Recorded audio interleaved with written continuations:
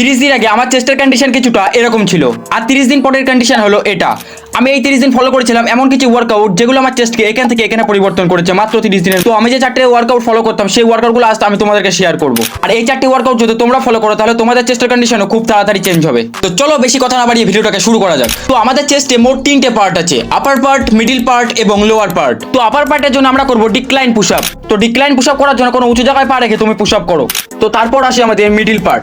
Middle পার্টকে train করার জন্য তোমরা দুটো ইটের উপর হাত রেখে তোমাদের বুকের ছাতিকে আস্তে আস্তে নিচের দিকে নিয়ে যাও এবং তারপর দ্রুত নিজের ছাতিকে উপরের দিকে উঁচু করো।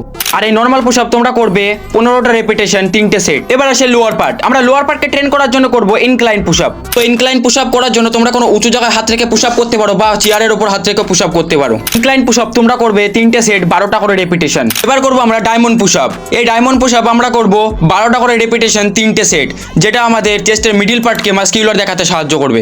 আর এই ডায়মন্ড পুশ আপ করার জন্য তোমাদের হাতে ডায়মন্ড শেপ তৈরি করো, তারপর পুশ আপ করো। এবং সবার শেষে হলো হোয়াইট পুশ আপ।